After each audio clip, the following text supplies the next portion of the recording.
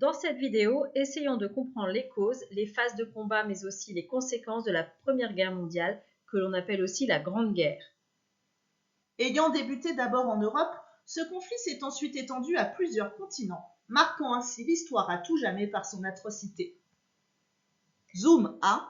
Les causes. Au début du XXe siècle, les tensions sont de plus en plus fortes en Europe pour de multiples raisons. Le regroupement de nombreux pays en deux alliances rivales va précipiter l'Europe dans le premier conflit mondial de l'histoire. Remontons en 1870, lors de la guerre entre la France et la Prusse. Les Français sont contraints de céder l'Alsace et la Lorraine à la Prusse. C'est aussi à cette occasion que l'Empire allemand est créé. Mais l'Allemagne se sent à l'étroit et elle veut agrandir son territoire, notamment en Afrique, où les Français et les Britanniques possèdent de nombreuses colonies. Le 28 juin 1914, l'héritier du trône d'Autriche-Hongrie est assassiné à Sarajevo par un groupe de nationalistes serbes. L'Autriche-Hongrie déclare alors la guerre à la Serbie. Un système d'alliance se met alors en place. L'Empire russe, la France et le Royaume-Uni s'allient à la Serbie et seront surnommés l'Entente. L'Allemagne, quant à elle, s'allie à l'Autriche-Hongrie. Zoom 2. La bataille de Verdun. La guerre s'éternise et début 1916, le commandement militaire allemand souhaite prendre un avantage décisif. C'est sur le front de l'ouest de l'Europe que les Allemands vont attaquer pour épuiser rapidement les troupes françaises et c'est donc à Verdun que la plus longue bataille de la Première Guerre mondiale débute. Verdun n'a pas été choisi au hasard. En effet, les collines autour permettent de positionner l'artillerie en hauteur et de bombarder avec une plus grande précision les ennemis. C'est un bassin minier et industriel du nord-est de la France. Les troupes françaises résistent plus longtemps que prévu. La progression des troupes allemandes est difficile car le terrain est criblé d'obus. Les troupes françaises contre-attaquent sur la ligne est mais les soldats des deux camps se retrouvent bloqués face à face dans des tranchées. Ils doivent survivre dans des conditions terribles. Froid, faim, tirs d'obus.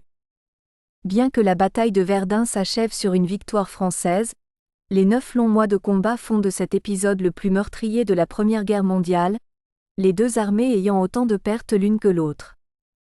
Malgré tout, ce lieu est aujourd'hui considéré comme le symbole de la réconciliation entre la France et l'Allemagne.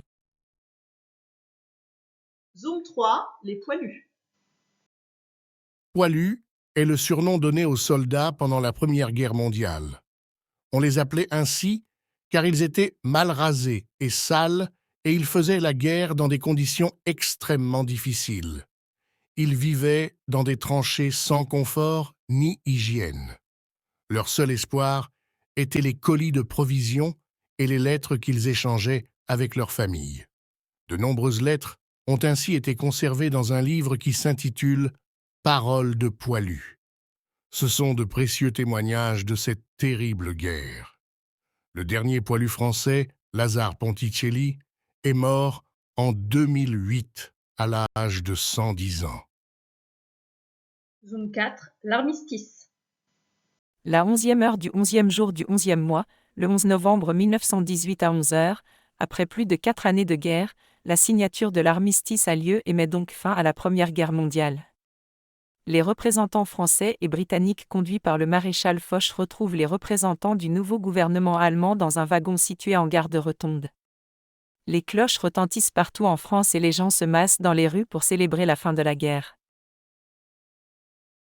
Zoom 5. Le bilan. Le bilan de ce conflit est effroyable et bouleverse le monde entier, que ce soit sur le plan humain, territorial, économique, mais aussi politique.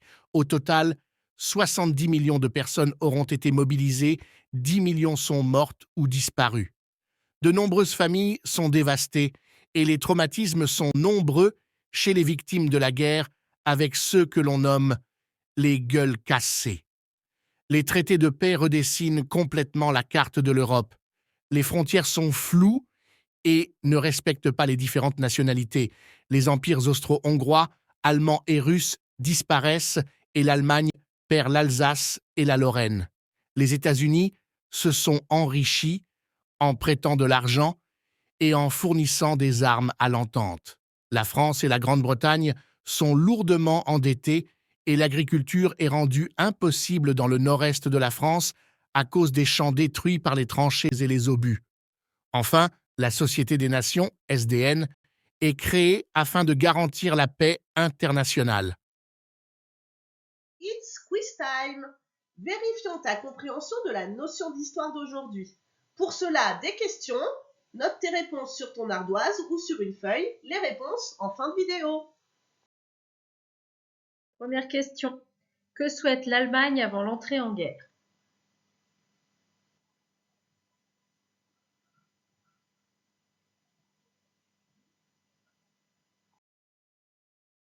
Deuxième question. Quel est l'élément déclencheur de la guerre?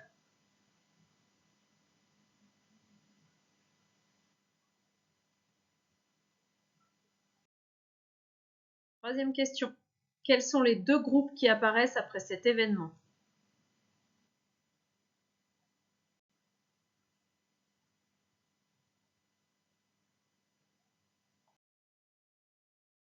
Quatrième question. Quels pays sont alliés à la Serbie?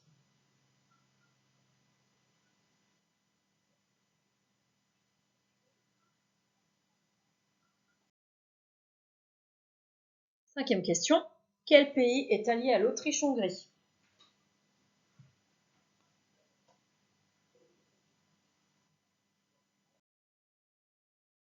Question numéro 6. À quel endroit les Allemands décident-ils d'attaquer pour épuiser les troupes françaises?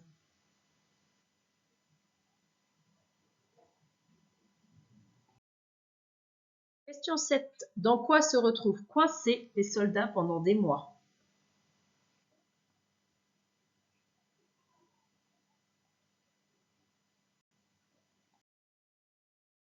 Question numéro 8.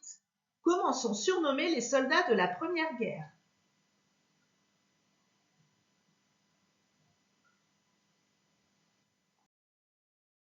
Question 9. Pourquoi les surnomme-t-on ainsi?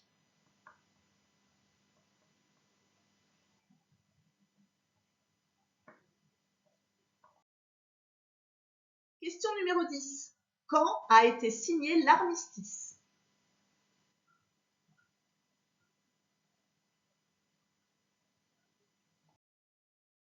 Deuxième question.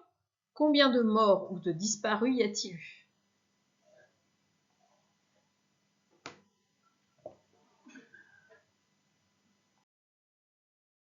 Douzième question. Quel pays s'est enrichi en prêtant de l'argent aux pays de l'entente?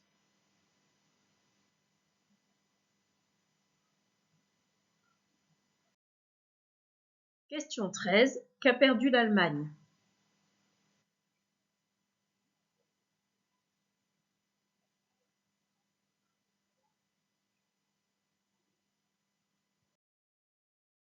Dernière question. Qu'est-ce qui est créé pour maintenir la paix?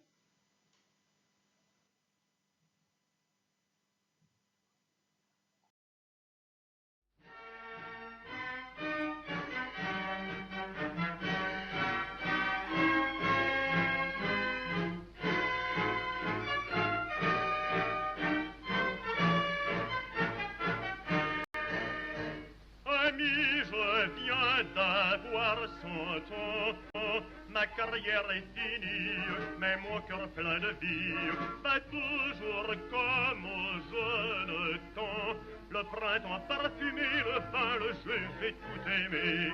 Le guet-tintin, le glou-glou d'un flacon me mettait folie en tête, et lorsque j'étais pompette, je me grisais une folle chanson. Mais le bruit ton chanteur qui me faisait battre le cœur, l'ordre de blanc, c'était ce bruit la maison fort. Vous qui passez là-bas, sous cette tonnelle entrez boire.